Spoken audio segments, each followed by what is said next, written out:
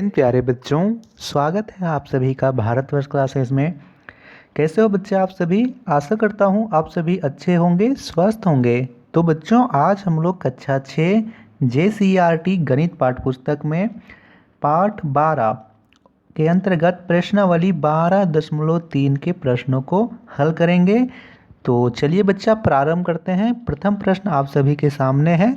प्रश्न कहता है रिक्त स्थानों की पूर्ति कीजिए जिससे कथन सत्य हो जाए। यानी हमें यहाँ पे खाली स्थान में शब्द भरने हैं। प्रथम प्रश्न है बच्चा, एक पंचभुज के विकर्णों की संख्या है। तो एक पंचभुज में कितने विकर्ण होते हैं हमें यहाँ पे लिखना है।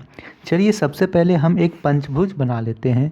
यह एक पंचभुज है बच्चा, और विकर्ण क्या होते हैं? जो शीर्षों को शीर्षों से जोड़ते हैं। जैसे यहाँ पे यह 1 2 3 4 5 शीर्ष हैं। तो इसमें शीर्षों से शीर्षों तक कितने रेखाखंड जुड़ेंगे वे सभी इसके विकर्ण कहलाएंगे। तो सबसे पहले हम लोग यहाँ पे जोड़ लेते हैं। ये देखिए 1 हो गया, यहाँ से हमने इससे जोड़ा 2, फिर यहाँ से 3, फिर यहाँ से 4 और यहाँ से 5। तो कुल 5 विकर्ण इसमें होते हैं। तो हम लोग यहाँ पे क्या भरेंगे? एक पंचभुज में विकर्णों की संख्या 5 है। दूसरा प्रश्न है बच्चा, आकृति 1 में समकोण त्रिभुजों की संख्या है। समकोण त्रिभुज का अर्थ क्या है? 90 डिग्री। तो यहाँ पे आकृति 1 है। आप लोग इसमें देखिए कि यहाँ पे 90 डिग्री बन रहा है, यहाँ पे 90 डिग्री, 1 2 हो गए। यहाँ पे भी 90 डिग्री, यहाँ भी 90 डिग्री, 3 4। तो कुल कितने इसमें हो गए समकोण त्रिभुज?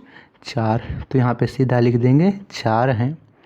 अब अगला प्रश्न है, 180 डिग्री से बड़ा और एक संपूर्ण कोण से छोटा कोण एक कहलाता है। तो बच्चा मैं शुरू से बता देता हूँ।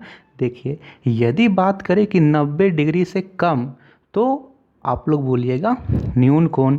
यदि 90 डिग्री के बराबर तो बोलिएगा समकोण। यदि बोले 90 डिग्री से अधिक तो अधिक कोण।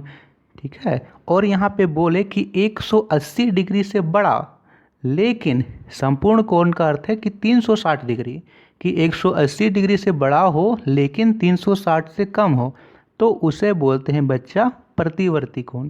कौन सा कोण? प्रतिवर्ती कोण। यह 181 से लेकर 359 तक होता है। चौथा प्रश्न है, एक समलंब चतुर्भुज में सम्मुख भुजाओं का एक युग्म होता है। तो एक समलंब चतुर्भुज में सम्मुख भुजाओं का एक युग्म समांतर होता है क्या? ठीक है, तो समांतर होता है। अब हम लोग चलिए बच्चा नेक्स्ट क्वेश्चन को करते हैं, प्रश्न संख्या 5।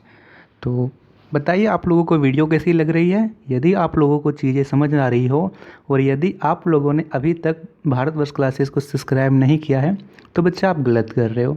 यहाँ तो मैं बोलूँगा कि आप गलत कर रहे हो। आपको इतनी चीज़ें भारतवर्ष क्लासेस पर प्रोवाइड की जा रही है, तो हमारे साथ जुड़िए, हमारे परिवार का एक सदस्य बनिए, एक हिस्सा बनिए। हमें भी खुशी होगी कि हमारे इतने सारे बच्चे हैं जो हमें वास्तव में पसंद करते हैं, हमारे द्वारा पढ़ाए गए कंटेंट को, बताई गई चीज़ों को समझते हैं, नोट करते हैं। तो इतने सारे बच्चे हैं, तो वो आप लोग सब्सक्राइब ज़रूर कीजिएगा और वीडियो को लाइक, अपने दोस्तों को शेयर ज़रूर कीजिएगा। साथ ही यदि आपके छोटे भाई बहन जो कक्षा 3 4 5 या फिर आपके बड़े भाई बहन जो कक्षा 7 एवं 8 में पढ़ते हैं तो उन्हें भी वीडियो शेयर कीजिएगा।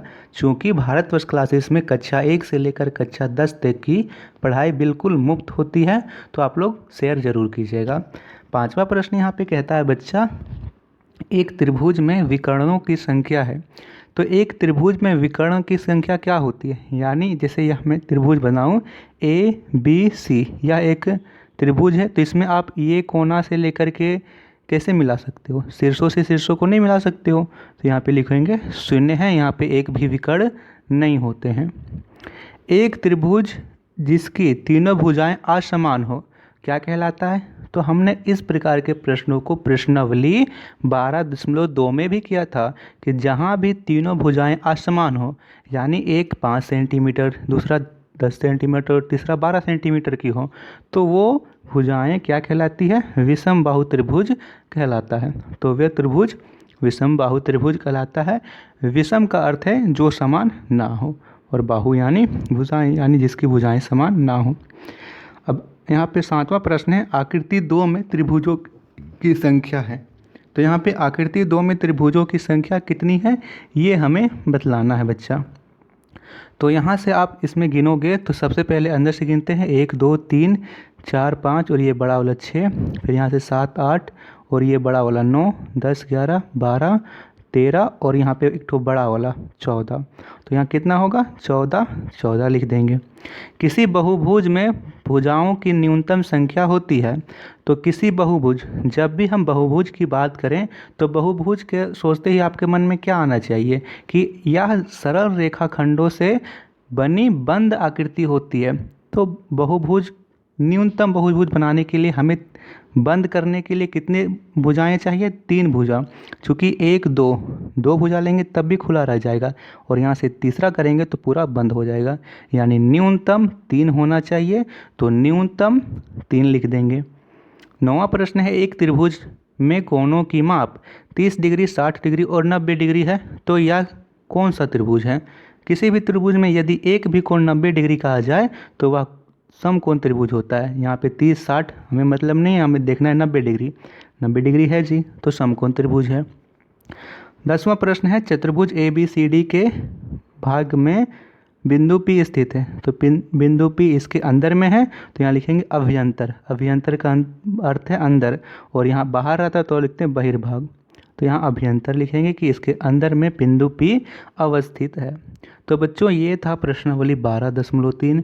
इसी के साथ पाठ 12 बहुभुज समाप्त हुआ। जितने भी बच्चों ने पिछले वीडियोस को नहीं देखा है तो आप लोग प्लेलिस्ट चेकआउट कर सकते हो, और यहाँ पे आई बटन में क्लिक करके भी पिछले वीडियो को देख सकते हो। थैंक यू बच्चा, मिलते हैं अगले वीडियो में।